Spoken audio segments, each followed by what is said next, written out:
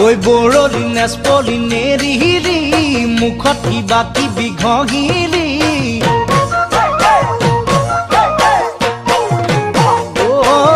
ঐ বৰলি নেচপলি নেৰিহিৰি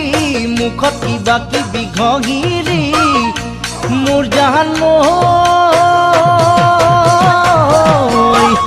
চহৰলৈ যোৱাৰ পৰাই ধুনীয়া হৈ পৰিলি ঐ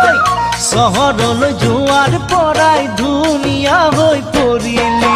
বৰলি নেচপলি এৰিলি মুখত কিবা কিবি ঘঁহিলি বৰলি নেচপলি এৰিলি